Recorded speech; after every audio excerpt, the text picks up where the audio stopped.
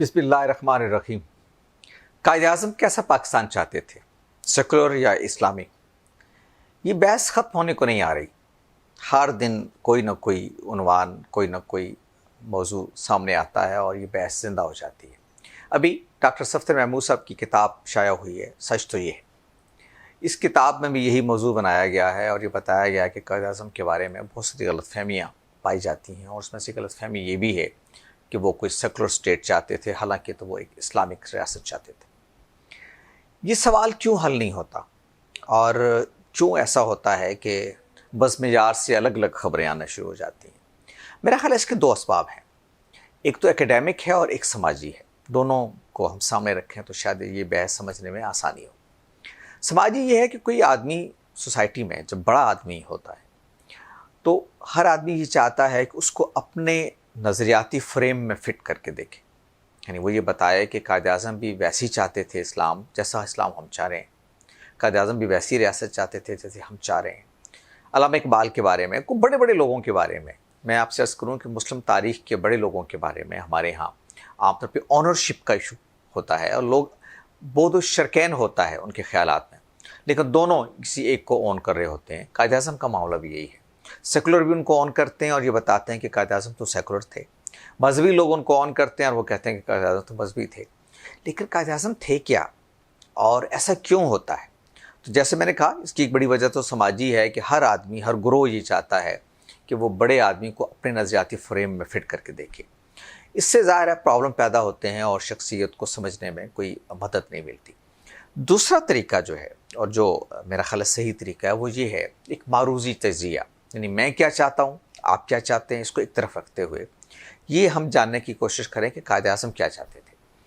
मैं जब इस सवाल पे गौर करता हूँ तो दो चीज़ें मेरे सामने आती हैं और दो सवाल सामने आते हैं।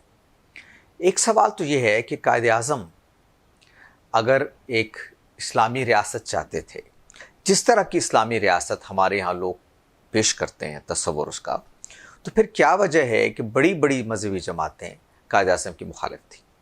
ये मामूली सवाल नहीं है, इसको आसानी से नज़रअंदाज नहीं किया जा सकता। मसलन बरसग़ीर में अगर इस्लामी रियासत का किसी ने जामे तस्वुर दिया तो वो मौलाना सैयद अबुल आला मौदूदी।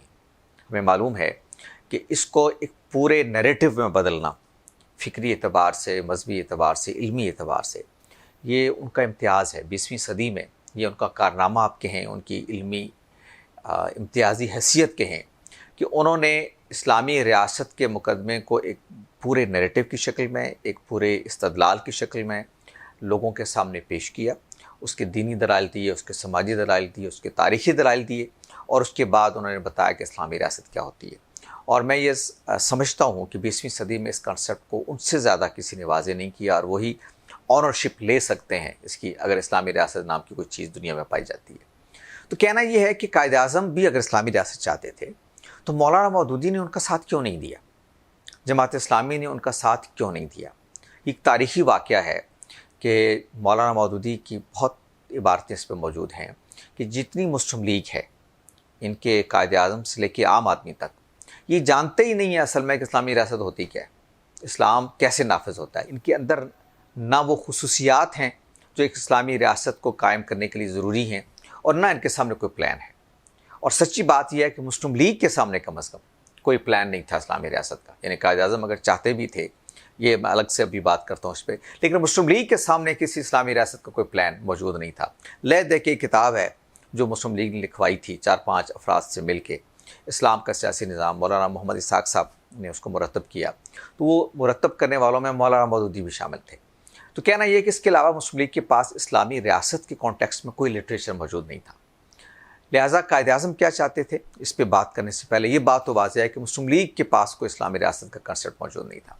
तो बुनियादी सवाल जिसमें अर्ज़ किया कि ये है कि कायद आज़म अगर इस्लामी रियासत चाहते थे तो मौलाना मौदूदी जैसी शख्सियत जो ख़ुद इस्लामी रियासत के पायोनियर हैं, इस तस्वुर को पेश करने वाले, उन्होंने उनका साथ क्यों नहीं दिया और ये मुकदमा क्यों पेश किया कि मुस्लिम लीग की सारी लीडरशिप किसी इस्लामी रियासत को बर्पा करने की अहलियत रखती है, ना उनकी तफ़हीम में ये तस्वुर शामिल है। दूसरा सवाल ये है कि कायद आज़म के बारे में जो नुक्ता नज़र और उनका जो बूदोबाश और ओवरऑल उनकी जो लाइफ स्टाइल था, वो यकीनन वो नहीं है जो हमारे यहाँ मजहबी लोगों का होता है। تو قائد اعظم بالکل مختلف آدمی تھے، اسی وجہ سے لوگ ان کو شاید سیکولر بھی کہنے کی کوشش کرتے ہیں کہ سگار پیتے تھے، اور خیر سگار تو کوئی مذہبی آدمی بھی پی سکتا ہے، لیکن کہنا یہ ہے کہ اورینٹیشن ان کی شخصیت کی اس طرح کی تھی کہ لوگ ان کو سیکولر کہنا شروع ہو گئے تھے، اس لیے مذہبی لوگ ان کے بہت ساتھ انہوں نے نہیں دیا اور ان سے الگ ہوئے۔ تو یہ بہت بنیادی سوال ہے کہ مولانا مودودی اور جماعت اسلامی نے ان کا ساتھ کیوں نہیں دیا، اور پھر ہمارے مذہبی طبقات نے ان کا ساتھ کیوں نہیں دیا۔ اور یہ بڑی دلچسپ چیز ہے کہ اس وقت جو لوگ سب سے آگے بڑھ کر یہ بات کہہ رہے ہیں کہ قائد اعظم ایک اسلامی ریاست چاہتے تھے، وہ اس میں جماعت اسلامی نمایاں تر ہے۔ جماعت اسلامی پر اس سوال کا قرض ہے کہ اس کا جواب ضرور دے کہ اگر تو وہ اسلامی ریاست چاہتے تھے تو آپ نے اس کا ساتھ کیوں نہیں دیا، یا تو آپ اعتراف کیجئے کہ آپ سے ایک تاریخی غلطی ہوئی، یا پھر یہ بتائیے کہ قائد اعظم کے تصور ریاست اور آپ کے تصور ریاست میں فرق کیا ہے جس کی وجہ سے آپ نے قائد اعظم کا ساتھ نہیں دیا۔ اب آئیے اس کی چیز کی طرف کہ قائد اعظم کیا چاہتے تھے۔ جیسے میں نے عرض کیا کہ سارا مقدمہ ہمارے سامنے ہے، اور اس میں بہت ساری کتابیں لکھی گئیں کہ قائد اعظم کس طرح کے اسلامی ریاست چاہتے تھے۔ حال ہی میں جیسے میں نے کہا ڈاکٹر سفدر محمود کے ساتھ 2 کتابیں اور بھی پیش آئے ہوئی ہیں۔ ایک تو چند مہینوں پہلے پروفیسر فتح محمد ملک صاحب کی کتاب آئی ہے، اسلام ورسز اسلام۔ انہوں نے بتایا کہ کیسے ساری جو مذہبی لیڈرشپ تھی وہ قائد اعظم کے خلاف کھڑی تھی، اور کیوں کھڑی تھی اس کے دلائل انہوں نے دیے۔ ایک اور کتاب جو علی عثمان قاسمی اور ان کے ساتھ ایک اور خاتون ہے، انہوں نے مل کے اس کو ایڈٹ کیا، بہت اچھی کتاب ہے، مسلمز اگینسٹ مسلم لیگ۔ وہ بھی ان سب لوگوں کا نیریٹو بتا رہی ہے کہ جنہوں نے مسلم لیگ کا ساتھ نہیں دیا۔ ان میں مولانا ابوالکلام آزاد، مولانا حسین احمد مدنی، بہت بڑی بڑی شخصیات ہیں۔ ان کا نیریٹو کیا تھا کہ جنہوں نے مسلم لیگ کا ساتھ نہیں دیا مسلم لیڈرشپ ہوتے ہوئے بھی۔ ان کو ضرور پڑھنا چاہیے، کبھی انشاءاللہ وقت ملے گا تو میں اس کتاب پہ تبصرہ بھی کروں گا، دونوں کتابوں پہ ان کی بڑی وقت ہے۔ کہنا یہ ہے کہ قائد اعظم جو چاہتے تھے اس کی تفہیم کے بارے میں اتنا ابہام کیوں ہے، اس کو سمجھنے کے لیے اس لٹریچر کا مطالعہ کرنا چاہیے۔ جہاں تک میرا نقطہ نظر ہے میں آپ سے 2 باتیں عرض کرنا چاہتا ہوں۔ پہلی بات تو یہ ہے کہ قائد اعظم کا تصور اسلامی ریاست اس سے بہت مختلف ہے جو ہماری مذہبی جماعتیں یا جماعت اسلامی یا مولانا مودودی پیش کرتے ہیں، ایک بات۔ دوسری بات یہ ہے کہ قائد اعظم اس طرح سے کچھ سیکولر ریاست بھی نہیں چاہتے تھے جس طرح کی ہمارے ہاں بات کی جاتی ہے۔ اگر سیکولرزم سے مراد یہ ہے کہ قائد اعظم اسلام کو کوئی بنیاد ماننے کے لیے تیار نہیں تھے اسٹیٹ کے آپریٹرس میں، اسٹیٹ کی تشکیل میں، تو یہ غلط نقطہ نظر ہے۔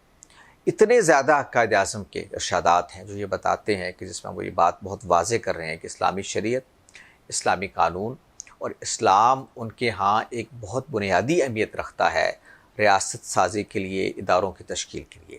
لہٰذا اگر سیکولرزم کے علمبردار 11 اگست کی تقریر سے یہ ثابت کرنا چاہتے ہیں کہ وہ اسلامی ریاست نہیں چاہتے تھے یا سیکولر اسٹیٹ چاہتے تھے تو یہ مقدمہ ثابت نہیں ہوتا، اس لیے کہ قائد اعظم کی اتنے زیادہ ارشادات ہیں جو یہ بتا رہے ہیں کہ اسلام جو ہے ان کی فکر کا بنیادی نقطہ تھا، اور وہ جو پاکستان تشکیل دینا چاہتے تھے وہ اسلام کے اصولوں کے مطابق دینا چاہتے تھے۔ ایک بات وہ کیا چاہ رہے تھے، قائد اعظم نے بہت واضح کیا کہ اس ضمن میں ان کے سامنے جو مثال ہے افکار کے اعتبار سے وہ علامہ اقبال کی، جو علامہ اقبال کے افکار ہیں وہی قائد اعظم کے افکار ہیں۔ تو اگر آپ یہ سمجھنا چاہیں کہ قائد اعظم کس طرح کی اسلامی ریاست چاہتے تھے تو آپ کو اقبال کو سمجھنا پڑے گا، اور آپ کو یہ جاننا پڑے گا کہ اقبال کے ہاں اسلامی ریاست کا تصور کیا تھا۔ تو جو باتیں میں آپ کے سامنے واضح کر سکوں وہ یہ کہ قائد اعظم نہ تو سیکولرزم چاہتے تھے جس طرح کہ ہمارے سیکولر لوگ کہتے ہیں، قائد اعظم اس طرح کا اسلام بھی نہیں چاہتے تھے جیسے ہمارے مذہبی لوگ کہتے ہیں، قائد اعظم اسلام کے اصولوں کی بنیاد پر ریاست کی تشکیل دینا چاہتے تھے، اور ان کا جو تصور اسلام تھا اور ان کا جو تصور اسلامک اسٹیٹ تھا وہ وہی تھا جو علامہ اقبال کا تھا۔ تو علامہ اقبال کا کیا تھا اس پہ کبھی پھر بات کریں گے، لیکن کم از کم یہ تاریخی اعتبار سے واضح رہنی چاہیے کہ جو لوگ اس وقت قائد اعظم کے کسٹوڈین بنے ہوئے ہیں فکری اعتبار سے، قائد اعظم کا ان کے ساتھ کوئی تعلق نہیں تھا۔ بہت شکریہ۔